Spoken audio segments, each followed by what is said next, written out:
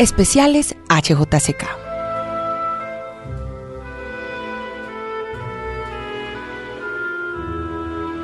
Música.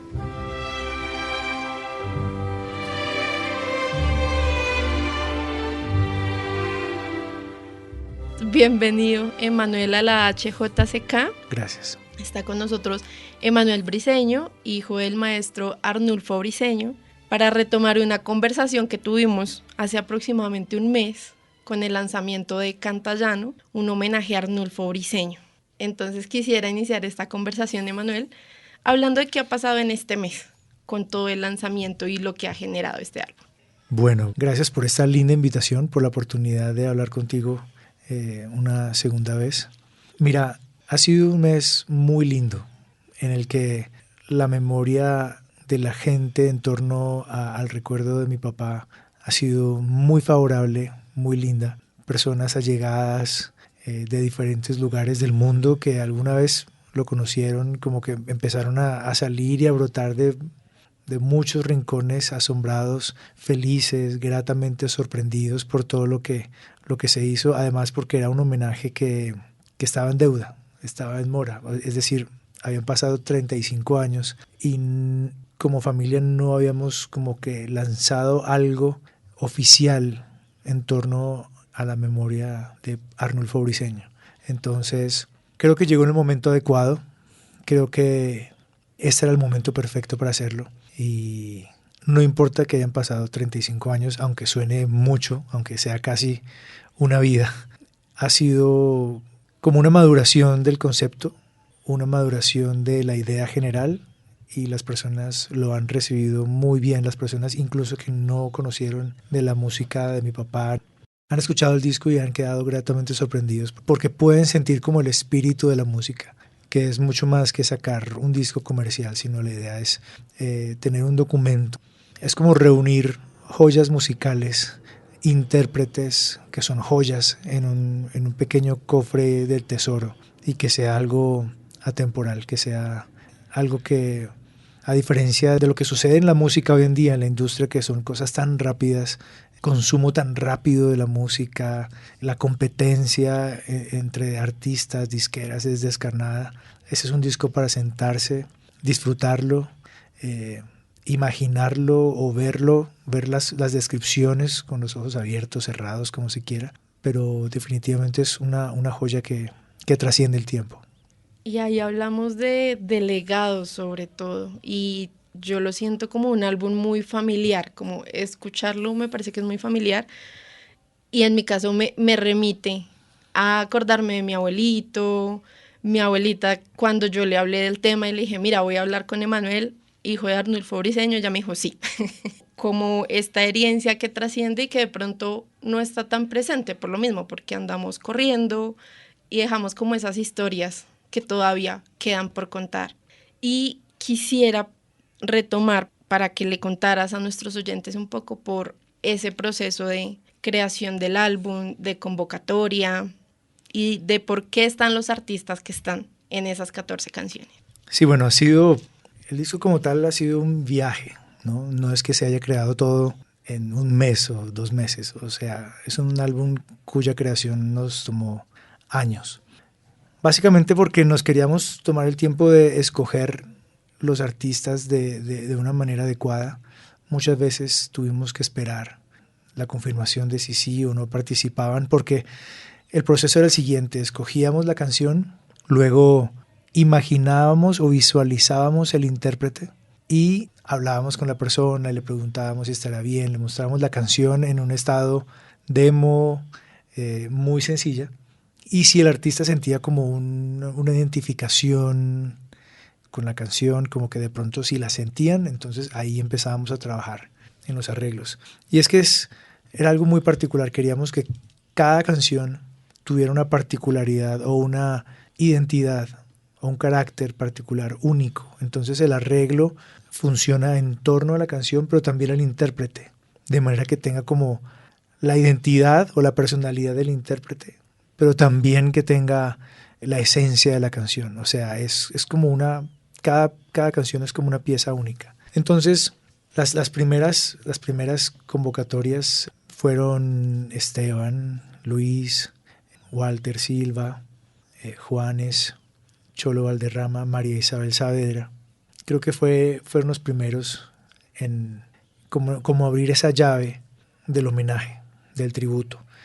Y la verdad es que a veces la gente se preguntará cómo pueden llegar artistas a cantar esto, ¿no? En muchos casos ni es su época, ni es su género, ni es su lenguaje, ni es nada aparentemente para ellos.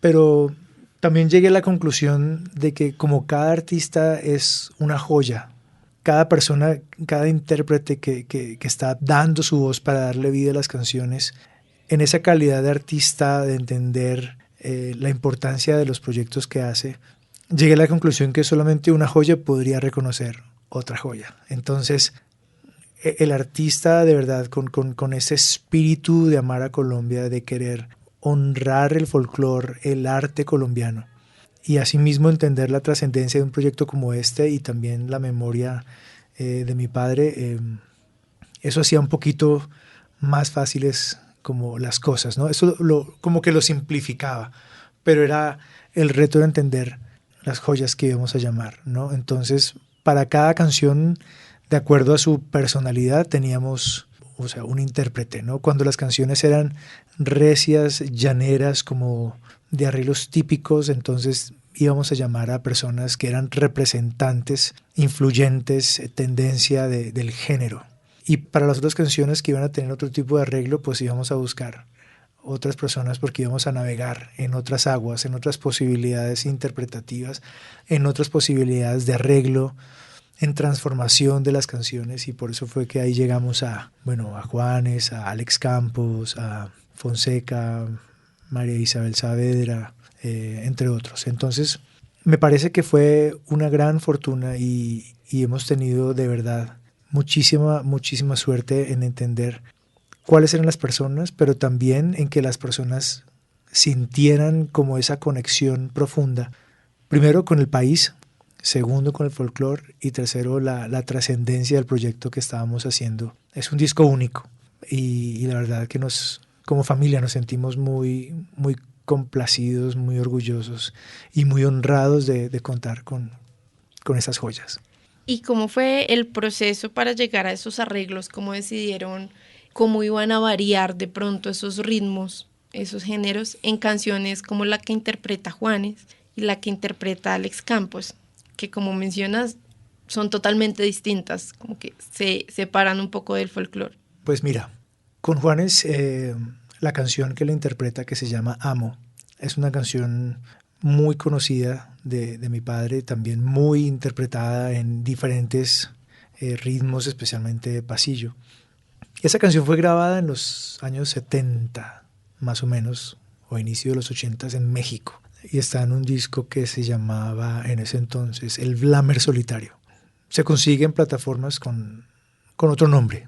Me falta ese pedacito de saber quién lo publicó, quién lo subió y a quién corresponde, pero okay. Amo se encuentra ya grabada con la voz de mi papá, una versión muy linda. Pero cuando empecé a imaginar Amo cómo podría ser y que yo ya tenía a Juanes en mente, yo dije, tiene que ser algo demasiado, tal vez elegante, pero como bonito en general, como que sea la sumatoria de muchos elementos. O sea, si vamos a meterle cuerdas, tienen que ser cuerdas muy efectivas. Si vamos a grabar un piano, tiene que ser un piano muy efectivo, no podemos tocar de más o tocar menos, no queremos robarle belleza a la canción, no queremos quitarle protagonismo al intérprete, pero queremos que la sumatoria de todos esos elementos produzca un canal de comunicación perfecto para la canción y que la gente la escucha y la sienta y vibre con el sentimiento de esa canción. Entonces fue un reto. Yo me sentaba al piano horas como a buscar las posibilidades de acordes para embellecer la canción. Quería utilizar acordes tradicionales, armonía tradicional, pero también quería como subirla un poquito de nivel con algunas tensiones y algunos acordes que pueden sonar un poco complejos, pero en realidad lo que le dan es como que aumentan el sentimiento de lo que se quiere transmitir. Sobre eso ya luego ahí en ese estudio, curiosamente en el estudio donde se grabó, es el mismo estudio donde mi papá tenía su estudio, donde él estudiaba, él tocaba piano, tenía su arpa, su guitarra, y se encerraba a componer. En ese mismo espacio, años después, yo construí mi estudio y ahí se grabó todo. O sea, lo más curioso que ese lugar sigue siendo Y un ahí lugar de... todavía es tu Ahí estudio. está, ahí está. Ese sigue siendo un lugar de creación, en ese mismo lugar. Entonces, ahí me senté a escribir las cuerdas, a hacer los arreglos, mediante teclados, empezar a simular las cosas como yo más o menos las imaginaba, hasta que lo completé. O sea, fue un camino muy, muy artesanal, muy de paso a paso, como me imagino esto, como me imagino lo otro. Y además que es también un reto muy, muy grande, es un compromiso muy grande cuando los artistas te prestan su voz y de pronto el arreglo no está a la altura de sus expectativas o a la altura de lo que ellos son. Entonces es una línea muy delgada en la que tú te encuentras con personajes muy especiales, pero no les puedes dar cualquier cosa. Tienes que presentarle algo muy bueno. Entonces, de verdad que me esmeré. Me esmeré lo que más pude con Juanes, luego con Alex Campos también. Yo decía, bueno, yo quiero algo que tenga un poquito más de porte llanero, pero que tenga algo de modernidad y algo también como de que transforme la música, porque Alex Campos tiene esa cualidad de ser como muy camaleónico, de cantar, de ser como de no, como que dentro de su género, no tener género y ser muy versátil. Entonces quería algo que también fuera muy único y que no se pareciera a nada. Todo lo amo yo, si estás conmigo, la mañana y su sol, el campo, el trigo. Cuando llegamos a Fonseca, la propuesta era hacer algo solo con guitarra. La canción original ya estaba grabada, Siempre Mujer, formato llanero, perfectamente llanero, pero en esta quisimos, con la arreglista que se llama John Harvey Ubaque, conocido como D'Artagnan, quisimos llevarla a otro lugar, completamente a otro lugar, inesperado, pero que en la voz de Fonseca se convirtiera en una canción prácticamente nueva. Y eso fue lo que logramos, y transmite el mensaje y tampoco pierde la esencia. Entonces, las canciones como tal, pienso yo, cuando están bien escritas, pueden resistir varias reinvenciones, obviamente respetuosas las reinvenciones, pero pienso que de verdad fue un reto, fue algo muy lindo, y además porque yo quería que los temas entre sí no se parecieran. O sea, hay varios temas que tienen cuerdas, pero no, primero no están seguidos en el álbum y tratan de temas diferentes, los tratamientos son distintos, es decir, trato de que cada tema sea único para cada intérprete y que se parezca, o sea, como que, no sé, como que esa canción sea el alma gemela del intérprete y junto con el arreglo, como que todo se empalme. Es difícil de explicar, porque es un proceso intelectual y creativo que tiene mucho de intelectual, pero también es intuitivo, entonces te dejas llevar por la intuición esperando que les guste, de pronto no les gusta y si no les gusta pues lo cambias, pero tienes que apostar a que las cosas van a salir bien, creer un poco y lanzarte. Pero también es algo muy como de sentimientos, como lo que dices, de sentir esa identificación, tanto los artistas como en esa construcción. Pero no quisiera seguir sin hablar antes de ese estudio, que me genera mucha curiosidad. ¿Cómo fue ese proceso de convertirlo en tu estudio, de ser parte de ese espacio? Sí, bueno, lo que pasa es que el estudio lo conservamos durante muchos años como mi papá lo tuvo, pero a veces es inevitable que el paso del tiempo haga de las suyas, los materiales empiezan a desgastar, a transformar y con esos aguaceros capitalinos, de pronto una que otra gotera se abría y como que se hacía más difícil mantenerlo en la misma forma Intacto. que fue. De hecho, en un par de ocasiones, en un par de aguaceros fuertes que se inundó, tuvimos que sacar el piano de ahí porque se iba a dañar, tuvimos que sacar otro lugar donde no se inundara porque se inundó literal de toda el agua que cayó. Se taparon los canales de la casa, o sea, desastre. Caos. Entonces cada vez era más difícil mantenerlo, entonces teníamos que tomar decisiones de, ok, ¿qué vamos a hacer con este espacio? Luego lo desocupamos, por un tiempo lo utilizamos como un almacén ahí como de cosas, etcétera, como un cuarto de San Alejo, si se quiere. Y eso fue como que no tuvo un destino, como que estuvo ahí vagando ese espacio. Más adelante tomé la iniciativa de, bueno, vamos a hacer un poco de construcción en la casa y voy a poner una plancha en lugar de ese lugar, sobre ese lugar, porque no tenía plancha, era teja. El techo. Ajá. Entonces puse la plancha y dije, bueno, ahora que puse la plancha, ahora sí ya no le va a traer el agua por ningún lado, ya es una caja cerrada. Entonces el otro lado también puse otra plancha y entonces ya terminé de visualizar. Aquí quiero un estudio. En el mismo estudio donde mi papá creaba, aquí vamos a crear. Este va a ser mi estudio y aquí, de aquí mismo va a salir el disco. Y empecé a trabajarlo, contraté a un ingeniero, un diseñador, trajeron maderas, equipos, hasta que llegó al estado donde está. Y fue de las cosas más lindas y satisfacciones más grandes que he podido tener, trabajar en ese mismo lugar, como si de pronto lo tuviera al lado, susurrándome las notas o acompañándome. Yo de verdad espero que en el cielo mi papá se pueda alegrar por todo esto, porque es el producto de mucho amor.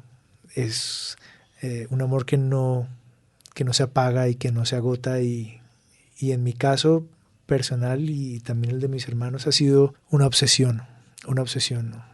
Hacer algo con la música, publicarla, que se conozca y que su nombre esté en el lugar que corresponda en la memoria de los colombianos, sabiendo que es un referente musical, una persona que vivió adelantada a su época, cuyas canciones tú puedes escuchar hoy y pareciera que fueron escritas ayer. Entonces es algo único, es una magia especial la que tiene ese estudio. Hay una mística ahí. Hay una mística, sí, hay magia, hay algo muy fuerte de él también. ¿Y el trabajo con los hermanos cómo fue para coproducir? Y también tu hermana que canta una de las canciones, ¿cómo fue esa cercanía ahí? Sí, pues mira, mis hermanos eran como mis asesores, ¿no? Acerca de las canciones. Al final el que tomaba la decisión como productor musical era yo, pero fueron personas claves de acompañamiento en todo el momento del proceso, especialmente mi hermano Arnulfo, quien fuese el productor ejecutivo. Entonces él estaba detrás de todos los detalles y qué hay que hacer y cuánto vale y cómo es. Y yo decía, bueno, hermano, vale tanto porque pues los músicos cuestan. Entonces pues él me dijo, hagámosle, o sea, lo que cueste. Y teníamos siempre este pensamiento recurrente y esta cosa que no sabíamos muy bien como a qué punto íbamos a llegar con ese sueño. Una cosa que teníamos claro era que no íbamos a parar, que no nos íbamos a detener hasta terminar. Y otra cosa que muchas veces pensábamos era que si aún en medio de todo fracasábamos, que lo volvíamos a hacer. Así supiéramos que íbamos a perder, que lo volveríamos a hacer. Y no nos iba a importar. Seguir y seguir, sí. Intentando. Sí, pero más por el amor. Así fuera perdida, más por el amor uno lo hace, lo volvería a hacer. Y por eso también al principio decía que esta iba a ser como una conversación sobre la familia. Y es cómo se ha ido construyendo o cuál es ese legado, además de lo musical, que dejó Arnulfo Briceño en ustedes para lograr esa unidad y esa cercanía. Sí, mira, de las cosas más lindas que mi papá nos solía decir, una de las cosas que él nos decía mucho era que que su herencia o su legado más grande para nosotros era su nombre mismo, más allá del dinero, las propiedades o lo que fuera, porque al final el dinero va y viene, o sea, no es nada. Y al final el buen nombre es mejor que la mucha riqueza. Él decía que su mejor herencia para nosotros era su nombre, un nombre que nos iba a abrir puertas a nosotros como hijos. Cuando la gente supiera de quién éramos hijos, que iba a ser una llave de bendición para nosotros. Pero el otro valor que sembraba mucho en nosotros era la familia.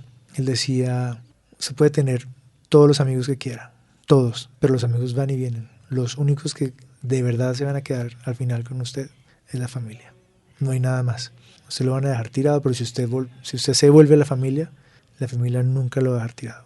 La familia nunca lo va a abandonar. La familia nunca le va a dar la espalda. Entonces, una de las cosas que más sembraba en nosotros era tratarnos bien entre nosotros, en ser buenos los unos con nosotros, en amarnos, en cuidarnos, este es nuestro tesoro y este es nuestro refugio. Somos varios hermanos y entendemos que si necesitamos algo nos buscamos y pase lo que pase, nos vamos a dar la espalda.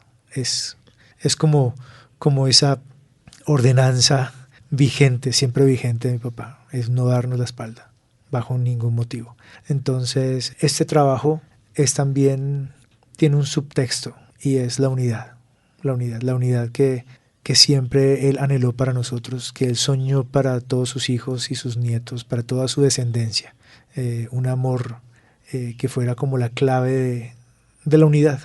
Yo pienso que más que eso era lo que más lo hacía feliz. Más que todas las cosas, lo que más le hacía feliz era sentir su familia completa. Cuando llegaban las fechas de fin de año, ir de viaje a algún lado, pero todos. O sea, él no concebía como que alguno se fuera, como que no era tan fácil para él. Él nos quería tener todos ahí. Y él tenía su vida, o sea, en su cotidianidad se iba a la oficina, hacía sus cosas, o sea, lo veíamos en las noches, en las mañanas y nada más. Pero cuando era el momento de descansar, su anhelo era que estuviéramos ahí, porque nosotros de alguna manera para él representábamos descanso. Y cómo conciliar, que también, pues desde tu experiencia como músico, cómo conciliar esa cercanía con la familia, con los horarios y la agenda de un músico. Pues la verdad es que habiendo crecido con un músico, como que ya nada nos toma por sorpresa, de alguna manera, porque con los horarios de mi papá, sus viajes y todo, pues ya nosotros entendimos en qué consiste ese mundo y la flexibilidad que requiere. Entonces, siempre todos muy dispuestos, con mucho amor, esperándonos. Entonces yo venía y grababa alguna cosa y si alguien no podía, con un poquito de presión, pero esperábamos. Pero al final, por ejemplo, en la canción Ay mi llanura, que es donde cantan todos mis hermanos y mis sobrinos, es decir, los hijos y los nietos del maestro Arnulfo Briceño, no grabaron todos a la vez, iban llegando uno, luego otro, y luego de a tres, y luego de a cuatro, y luego dos hermanas, luego un hermano, y así. Sí, son bastantes, ¿sí? Además. O sea, no te alcanzo a contar, pero la idea era que todos llegaran, la idea era que todos estuvieran, porque era el subtexto de todo esto es la unidad, que podemos ser tan diferentes, pero nada nos separa. Y ahí, por ese mismo camino, llegamos a Ay mi llanura y a María, que es la canción que tú interpretas. Quisiera que nos hablaras un poquito más de esas dos canciones. Sí, bueno, Ay mi llanura, lo que sucede con Ay mi llanura es que cuando yo estaba grabando todas las canciones, la pregunta que más recibía de mi familia y de algunos intérpretes que se iban familiarizando es ¿y quién va a cantar Ay mi llanura? Ay mi llanura es como la obra culmen por la que es más reconocido mi papá, o sea, el himno del departamento del Meta, ¿no? Entonces, casi que podemos decir que el folclore. Exacto, y para muchas personas considerado el himno del llano solamente por tratarse de una canción de amor al llano. Es una canción de amor que hace recuento de su importancia, de su trascendencia para el país, de ser cuna de la libertad de nuestro país. Entonces, pensé que la mejor forma de hacerle un homenaje a Ay mi llanura era devolverla un poco como a su esencia, porque antes de ser himno fue canción. Entonces quise que volviera como que de alguna forma quitarle como todas las medallas y todo y volverla lo que fue cuando fue creada, una canción de amor al llano, interpretada por la sangre misma de mi papá, en sus hijos y en sus nietos. Entonces, eso fue como la conclusión a la que llegué. O sea, es la misma voz del maestro Arnulfo en sus generaciones. Y como te digo, vuelta a la forma en la que comenzó, para que la gente que la escucha la pueda apreciar y la pueda amar como lo que es canción. Es una canción de amor. Entonces, qué lindo que la puedan disfrutar, que se pueda escuchar. Ay mi llanura fue la última canción que se grabó. Pero ¿por agenda o por decisión? Por agenda y por decisión. Porque, digamos, hay un momento en el que uno prioriza los tiempos de otros personajes. Uh-huh. Y digamos que la familia dice, bueno, está bien, podemos aguantar un poquito de tiempo, se puede esperar un poco. María ya la tenía grabada. La tenía grabada con mi voz a manera de demo, esperando poder encontrar un intérprete cuya voz fuera más apropiada para esta canción. Pero con el paso del tiempo y en conversaciones con mi hermano Arnulfo, me insistió en que María la tenía que cantar yo, o sea, que estaba hecha como para mi tonalidad, o sea, casi como para mí, prácticamente. Y yo le dije, pues que no, que a pesar de que yo he estudiado canto y he estudiado muchas cosas de técnica vocal, pues no estoy a la altura de los demás intérpretes. Pero llegamos también a la conclusión de que el homenaje tampoco se trata de ellos ni se trata de nosotros, sino de la memoria de nuestro papá, de nuestro padre, que es un tributo, es algo que de verdad nos trasciende. Entonces me dijo, no, hay que intentarlo de nuevo. Entonces lo volví a grabar un poquito en contra de mi voluntad. Me tomó 3 días grabarla, o sea, fueron 3 días arreglando la toma, volviendo a comenzar una cosa y que la otra, a diferentes horas del día. No podía hacer otra cosa sino pensar en la canción, estaba obsesionado, volvía al estudio, paraba, me iba, volvía, iba al supermercado, volvía, o sea, como que trataba de alejarme, distraerme y al final volvía hasta que encontré. A veces grababa a la medianoche, a veces grababa a las 5 de la mañana, te puedo decir. A ver, ¿cuál era el momento? ¿Cuál era el momento de la Perfecto. voz? Y lo encontré. Entonces, bueno, un poquito en contra de mi voluntad, como te decía, pero creo que valió la pena, teniendo en cuenta que no soy yo el protagonista, sino que es parte de un homenaje integral y el homenaje tampoco sería completo si no estuviéramos sus hijos cantándole. Entonces está Aimee Llanura, está mi hermana Catalina en una preciosa versión de Cierra la Macarena, que también tuve el privilegio de hacer el arreglo, de grabarlo casi todo, de ser el ingeniero de las cuerdas, del contrabajo y, o sea, todo, de escribir cada pepita que tocan los músicos. Es un arreglo espectacular. Creo que es de los mejores arreglos que hay, aunque todas las canciones son muy especiales. Entonces, el homenaje es completo, el tributo es completo. Estamos sus hijos, canciones importantes, canciones inéditas. Hay mucho como muchos subtextos y muchas como cosas, como muchos significantes por ahí, como que dando señales acerca de que en realidad el disco lo hicimos con amor y con el ánimo de trascender en el tiempo, como es la figura de mi padre, una persona que trasciende en el tiempo.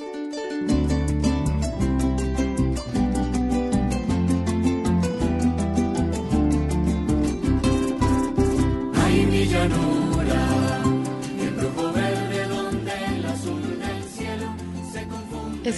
Escuchar el álbum en general es muy lindo, lo que te decía es muy emotivo, pero luego encontrar con todas esas historias que hay alrededor, pues lo hace todavía más significativo. Y pues ya hablamos como de esta primera parte que son los otros géneros que hay en el álbum y llegamos al folclore y a Aimee Llanura. Y ahí es donde quisiera que escucháramos una entrevista que tuvo el maestro Arnulfo Briceño con la HJCK en el 76, en el Festival Nacional de la Canción, donde habla de Aimee Llanura y un poco como de esa motivación que lo llevó a él a la música.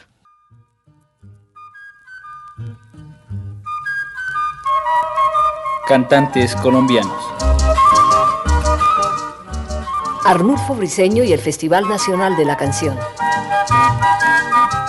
Uno de los más populares cantantes y compositores de Colombia, país productor del café más suave del mundo, es Arnulfo Briceño. Acerca de su carrera artística, sus proyectos y algunos conceptos sobre nuestro folclore, hablamos con Arnulfo Briceño. ¿Por qué no le recuerda a nuestros oyentes cómo empezó su carrera artística, Arnulfo? Mi carrera artística comenzó desde los bancos de la escuela. Así transcurrió mi vida poco a poco, cantando, luego en la secundaria, en el colegio, luego en la universidad. Ingresé al grupo Los Blamers de Marco Rayo, visitamos varios países. Hace unos 5 años me separé, quedé como solista. ¿Qué acontecimiento recuerda con mayor satisfacción? El acontecimiento que recuerdo con mayor satisfacción, entre muchos, entre tantos, quizás sea cuando gané el Festival de la Canción Colombiana en 1967, con un tema dedicado al llano. Lo titulé Ay, mi llanura. Me satisface muchísimo ese tema porque cuando lo canté en México, a pesar de que esto es folclore, dijeron algunos compositores mexicanos que esta canción, Ay, mi llanura, podría ser para Colombia como Alma Llanera es para Venezuela. ¿En qué campo se siente más realizado, como cantante o como compositor? No podría decir exactamente si me siento más realizado como cantante o como compositor. La verdad es que reconozco y estoy agradecido de que en los dos campos me ha ido muy bien. Inicialmente se le conoció como intérprete de baladas. ¿Por qué últimamente ese afán de lograr una mayor participación en la música folclórica de nuestro país? En realidad me inicié como intérprete de baladas de música moderna, es la verdad. Pero ahora tengo un gran afán por la música de Colombia y me motivan varias razones. Lo uno, el amor a mi pueblo, a sus problemas, a sus cosas buenas. El amor por esa música rica en matices, en armonía, en ritmo, en melodías. Una música que se presta para todo. Y lógicamente, entre más profundizo en la música, más me doy cuenta de esa riqueza y de que hay que promoverla y que hay que hacérsela llegar a ese pueblo y hacerla llegar también fuera de los linderos colombianos. Oían una entrevista con el cantante y compositor colombiano Arnulfo Briceño. Escuchemos ahora el tema con el cual participará en el próximo Festival Nacional de la Canción de Villavicencio, capital del departamento del Meta, situada al interior del país.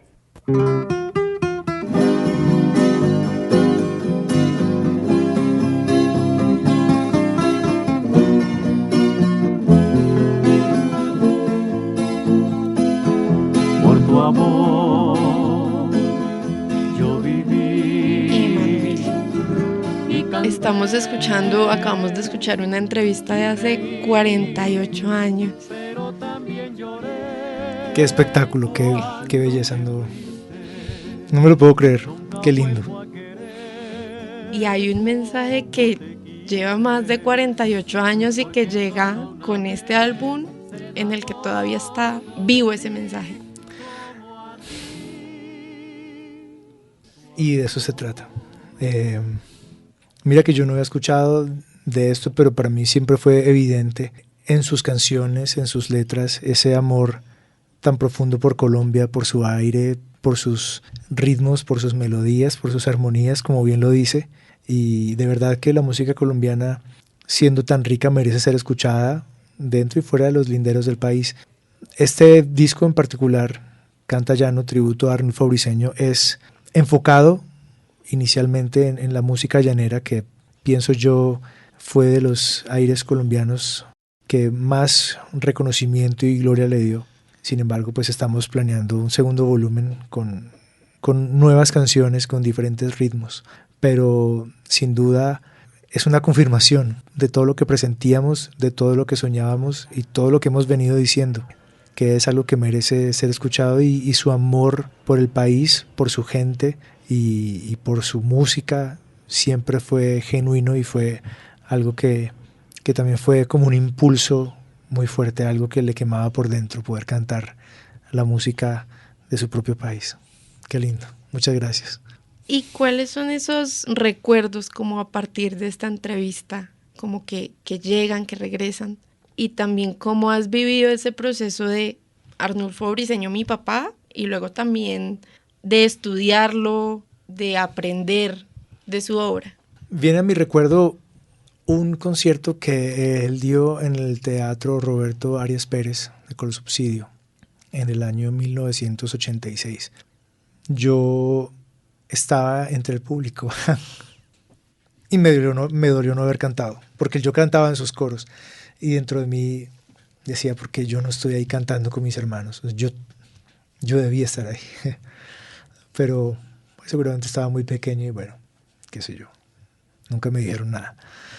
Pero el concierto se iba a llamar Homenaje a Arnulfo Briceño, pero él, en medio de toda su carrera tan prolífica, tan linda, tan grande, también él tenía una gran humildad frente a su misma persona, y él decía que él no podía cantar en homenaje a sí mismo, que no tenía, o sea, él dice, no, el homenaje no puede ser para mí. De mí para mí. Sí, de mí para mí, con cariño. El homenaje tiene que ser para Colombia.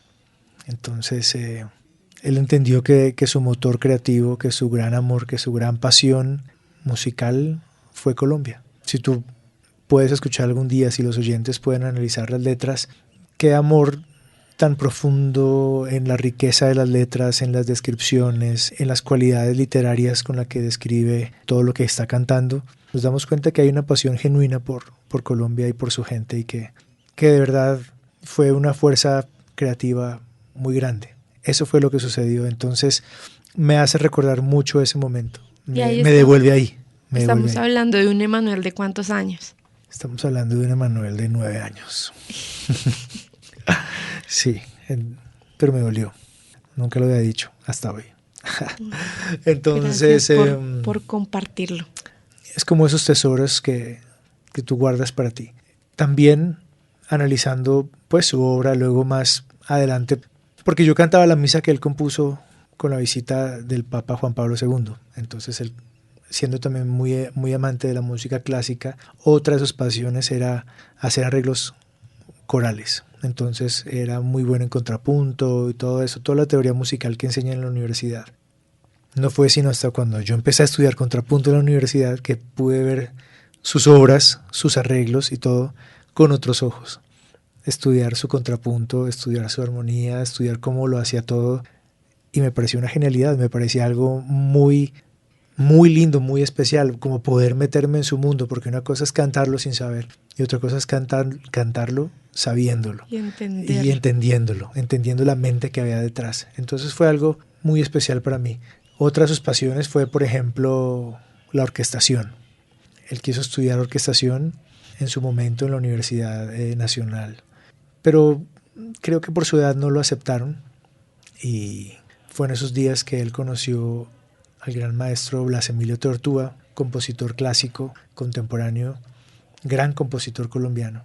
Y cuando mi papá con gran tristeza le contó lo que había sucedido, que no lo habían aceptado, aún cuando él envió una carta muy especial con esa poesía que le caracterizaba, solicitando que por favor hiciera una excepción con él, entendiendo las reglas y respetando sobre todo las normas, pero que entendiendo también que él era una persona que ha dedicado su vida a la música colombiana y dejando el nombre del país en alto, pues que de pronto podrían hacer una excepción, y que pues él se comprometía, pienso yo, a no decepcionarlos, porque mi papá era un estudiante excepcional. Sin embargo, le dijeron que no.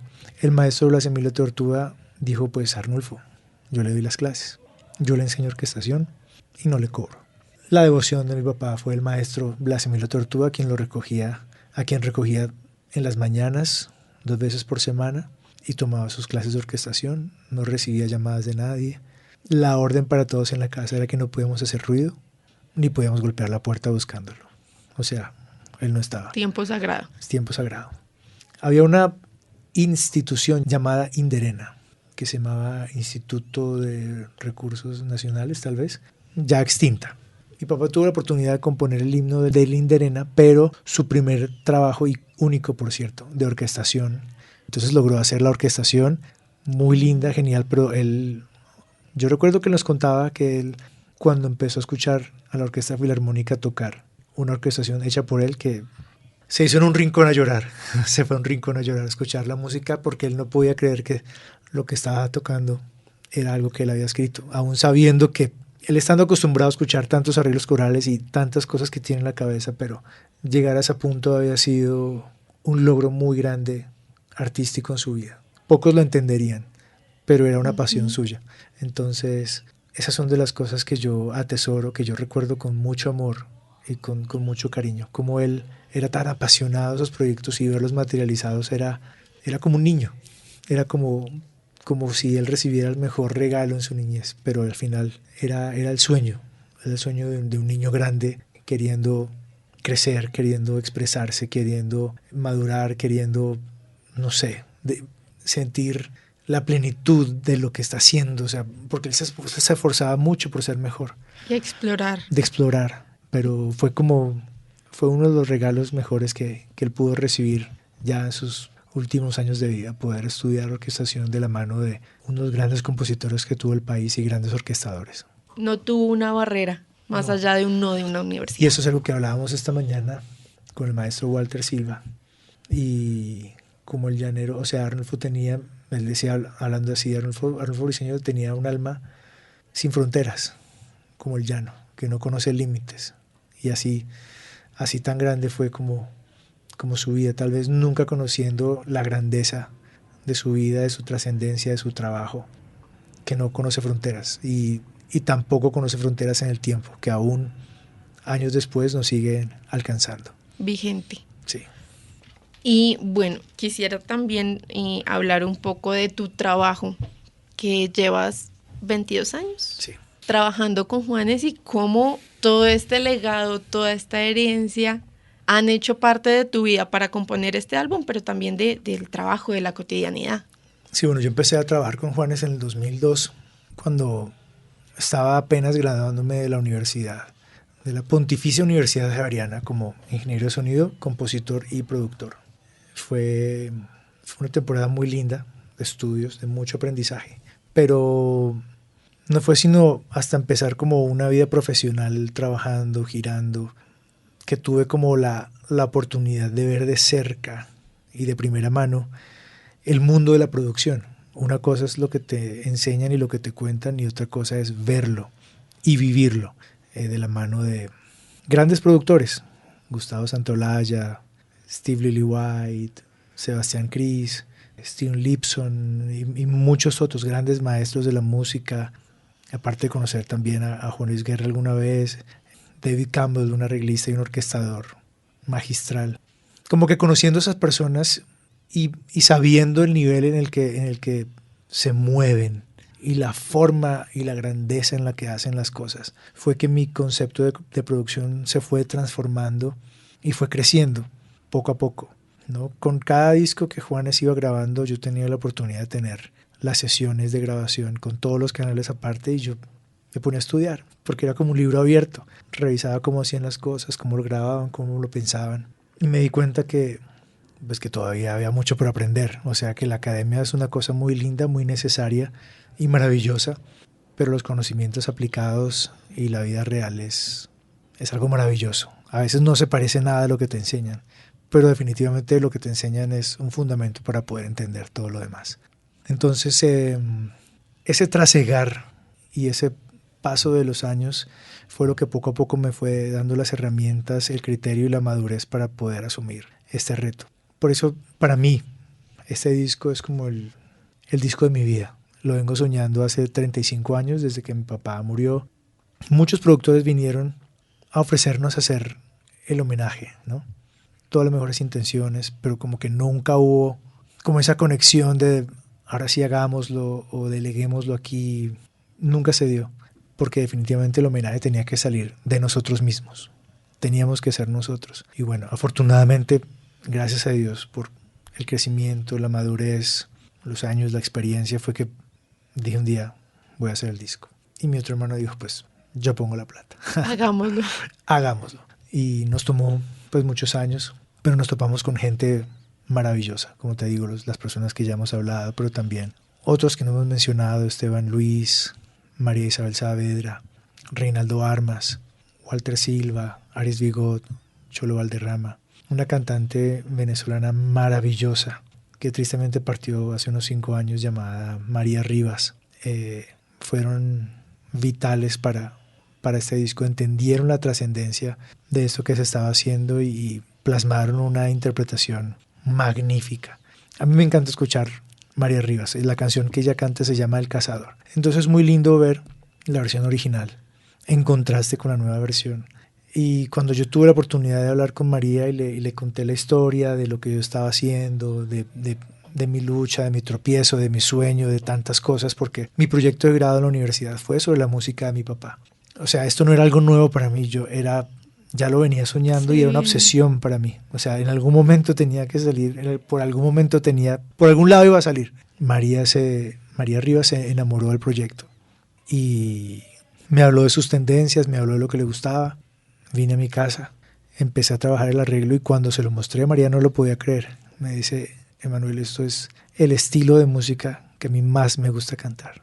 Y empezamos a hablar de un compositor venezolano llamado Aldemaro Romero, tremendo músico, tremendo referente en la música venezolana, y me decía, esto es prácticamente del estilo que él componía. El arreglo que tú me hiciste no puede ser más perfecto para mí. Esto es lo que yo quería, y esto es lo que yo soñaba, esto es lo que yo canto, esto es lo que me representa, este estilo de arreglo que yo soy. Entonces empezó a cantar la canción y le puso un viaje espectacular, una interpretación única, preciosa, mágica, con un carisma increíble y con un amor increíble lo grabó. Es uno de los arreglos también de los cuales me siento muy orgulloso y me siento muy honrado de tener otra de las grandes voces de Venezuela. No solamente el maestro Reinaldo Armas, sino María Rivas, que es un ícono y una leyenda para la música en Venezuela. Es un milagro realmente. Y bueno, no sé, tantas historias y tantas cosas que No, podría contarte. Paloma blanca, paloma, que vuelas por estos rumbos. Mira que soy cazador, cuidado te corto las alas, te hago presa de mi amor. Ahí hablamos también del folclore, no como de un país, sino de una región.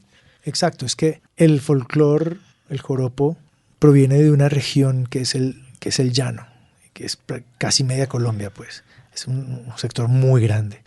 Pero es un llano que comparten Colombia y Venezuela. Son ganados que pasan de un lado para otro, o sea, son personas que están ahí, que están cantando, que están viviendo, que viven su música, su joropo de manera raizal, que lo cantan, que están montando un caballo y cantan, que están con las vacas y cantan, que están... Los cantos que les Exacto, hacen a los cantos de vaquería, todo ese tipo de cosas, es algo de ahí. Pero es un llano, como te digo, es un llano que no tiene frontera y que a veces por esas falsas ideologías de países y de separaciones, esas ideologías que nos hacen como competir o tenernos envidia o qué sé yo, separan los pueblos cuando en realidad somos hermanos. El llano es el mismo. Entonces la única diferencia es que, digamos, para Venezuela es la música nacional, mientras que para nosotros, pues, vallenato, cumbia. Es más regional. Pero el llano es parte fundamental de nuestra esencia, de nuestra identidad, de nuestra cultura, así como su música. Colombia no estaría completa si no tuviera este gran pedazo de territorio, como te dije, cuna de nuestra libertad, de donde proviene tanta riqueza, tanto folclore, tanta historia, y una región a la que le debemos tanto, le debemos mucho. Entonces, por eso el disco se llama Canta Llano, porque es un llamado de atención al llano para que se levante, pero también es un llamado de atención a un país para que vuelque su mirada, no solamente al llano, pero que mire hacia adentro, a lo que somos como país, a lo que en realidad nos da identidad. La globalidad, producto de las redes sociales, hace que estemos mirando, anhelando, deseando, o tratar de vernos en los espejos que no somos, o tal vez anhelar o querer vivir nuestras vidas como lo viven en otros países, o qué sé yo. Cada vez tenemos menos identidad, cada vez pensamos que la originalidad está en buscar afuera, pero pensándolo bien, si quieres buscar original, mírate al espejo, no hay nadie más como tú, eres único, y como colombianos somos únicos también. La idea es poder provocar en la gente un sentido de identidad, un sentido de amor propio, que podamos vernos, entendernos y sabernos colombianos con una riqueza cultural, musical, étnica, de climas, fauna, flora, increíble todavía, que falta mucho por descubrir y por identificar. Entonces, esto es simplemente un canto de amor por Colombia, y para que todas las personas que puedan escuchar esto puedan también reconocer el tesoro que hay en nuestro folclore, en nuestra propia música, en composiciones de uno de los grandes compositores de música tradicional colombiana del siglo XX. Y es también un respiro a estas carreras y a esa inmediatez en la que andamos ahora. Sí, porque es todo el tiempo ese afán. Vivimos lanzamiento tras lanzamiento y recibimos un bombardeo continuo de artistas, y a través de nuestros aparatos móviles recibimos bombardeo de comerciales y todo. Esto es como un respiro de algo que de verdad trasciende el tiempo, es una joya. Es como un baúlcito de tesoro donde tú pones muchas joyas, los intérpretes, la música, los arreglos, las canciones, las composiciones. Es un regalo para el país también, es un documento cultural grande para Colombia.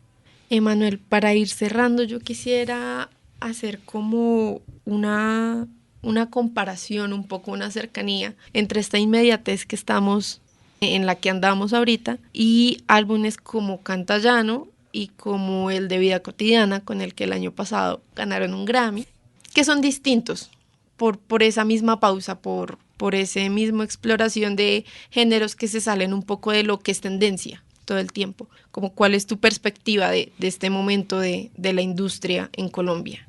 Bueno, mi perspectiva frente a la industria es que definitivamente es como una competencia voraz. Los artistas emergentes hacen lo que pueden por subsistir y por ganar terreno en un territorio en el que los otros artistas ya han ganado, tratando de quitarles puestos en charts, en popularidad y en todo eso. Entonces se vuelve quién es el nuevo artista, qué es lo último que sacó, cuál es la última tendencia. Pero es algo muy rápido porque las canciones tienen una caducidad muy corta. Las letras cada vez tienen menos contenido, las letras producen cada vez menos amor propio. Las letras muchas veces, en lugar de darte identidad, lo que hacen es destruir tu identidad como persona. Destruyen el fundamento de la sociedad, que es la familia. Atentan contra la dignidad humana en muchos casos. Estos discos que se han propuesto y en los que he tenido el gran privilegio de trabajar, no solamente el del tributo, sino como tú lo mencionas, el de Juanes, son diferentes en cuanto a que, si bien están en un mercado que devora continuamente, el disco de Juanes no es un disco que busque seguir ninguna tendencia, sino más bien abrirse paso y crear una propia tendencia y ser el disco en sí mismo una tendencia, ser un statement artístico, estético, de composición y de elaboración de arreglos y de producción. Claro, uno siempre quiere ser valorado en ese trabajo, uno también en el fondo desearía poder competir, entendiendo que pues muchas veces el interés de la gente está en otra cosa, pero pues uno quiere también apostar a que la gente de pronto quiere cosas diferentes, que de pronto algún segmento del público está cansado de escuchar lo mismo y se vuelque a alternativas, a sonidos frescos, a algo que por lo menos en su temática provoque una conciencia distinta. Eso es, digamos, la idea de lo que se trabajó con Juanes. Juanes es un artista que por definición no sigue mucho las tendencias, sino que él mismo trata de crear una. Y el disco Canta Llano, tributo a Arnulfo Briceño, es también como algo único, diferente, incluso dentro del género llanero, porque si bien tiene arreglos que son típicos llaneros, hay otros que para nada lo son, con intérpretes que para nada lo son, pero que si uno hace una pausa y lo escucha puede ser como un vaso de agua fresca en medio de tanto afán y de tanta carrera. Son letras que te producen otro tipo de sentimiento, arreglos que te producen otro tipo de sensaciones. Entonces como que te lleva un poquito a detenerte y reflexionar y disfrutar de la vida, de la buena música, de la familia, del tiempo, de que esos instantes que vivimos en la tierra mientras estamos, vale la pena disfrutarlos bien y vivirlos bien. Así que eso es como lo que yo pienso. Son como vasos de agua fresca en medio de tanta inmediatez y de tantas palabras sin sentido, de tantas palabras vacías, de tantas cosas que no llegan a nada. Es un privilegio poder trabajar en cosas que de verdad generen algo de diferencia y que produzcan algo diferente en las personas que lo escuchen, y no hacer más de lo mismo con personas que quieren ser igual a los demás, sino algo único, algo diferente, algo que se destaque y que al final va a permanecer y va a ser más recordado que tantas cosas que se hacen por el afán de la inmediatez y por ese afán desmedido, porque eso es lo otro, es un afán desmedido porque la gente te quiera, porque la gente te escuche, porque la gente te siga. Es un afán desmedido por tener seguidores, por medirlo en números, en estadísticas, cuántos te siguen, cuántos likes. Entonces es una guerra continua, es una desesperación, una ansiedad. Pero esto no se trata de eso, no se trata de perseguir a nadie, no se trata de quererle gustar a nadie, ni que te quieran, ni nada. Esto es, al que le gustó, le gustó. Y el que lo entendió, lo entendió. Y el que no lo entendió, algún día lo entenderá. Le tomará tiempo, pero pues el trabajo está hecho con amor, con mucha conciencia, con mucha pasión, excelencia, con mucha dignidad. ¿Qué te puedo decir? De verdad, desde el trabajo de producción uno trata de generar cosas duraderas y no simplemente para satisfacer un hambre voraz que dura apenas unos meses. Y es también como contar otros temas los que se ven en esa canción, como lo mencionabas, hay poesía por doquier, narrando lugares, como haciéndole un regalo y un honor a lugares, a paisajes, que en este caso pues es el llano. Sobre las canciones inéditas y este volumen que mencionaste como un volumen 2, ¿qué tenemos ahí? ¿Qué vamos a escuchar? Sí. Soñando, porque arrancamos soñando. Por ahí se empieza. Por ahí se empieza. Escucharemos canciones como Quinceañera, que fue una canción que le dio una gran fama a mi papá en México cuando estaba ahí girando con los Blammers de Marco Rayo. Escucharemos ¿A quién engañas, abuelo? Escucharemos ¿Qué más quieren los señores? Escucharemos ¿Qué le pasará a mi pueblo? Que son canciones de corte social o protesta de conciencia. Escucharemos vallenatos, uno que se llama Pies Descalzos. Entre esos que recuerdo, ya tengo como 5 canciones ya como que ajustadas en mi cabeza y ya tengo sus potenciales intérpretes. Ay. Pero no te puedo decir porque entonces luego no sale y luego hago el oso. Pero sí, hay otra canción llanera que no la pudimos hacer, un vals pasaje muy lindo que se llama Recíbeme en tu cuerpo. También lo tengo muy en la mira. Entonces esperemos que se pueda cristalizar y espero que pueda comenzar con este proyecto muy pronto. Ahí vamos a estar nosotros desde la HJCK pendientes al tanto también de ese álbum. Y bueno, de nuevo invitar a todos nuestros oyentes para que se acerquen a Canta Llano. Sí, bueno, sí, para las personas que tienen la oportunidad de buscar en las plataformas, los invitamos a escuchar Canta Llano, tributo a Arnulfo Briceño. No solamente un tributo a quien fuera un gran compositor que amó a Colombia, sino también al folclore y a nuestra identidad colombiana. Y por supuesto a la memoria del gran maestro Arnulfo Briceño. Emanuel, muchas gracias y bienvenido siempre a la H. No, gracias a ti y a toda la audiencia de la H. Gracias. Gracias. Esta es hjck.com. Pueden seguirnos en todas las redes sociales como @la HJCK. HJCK, el arte de escuchar.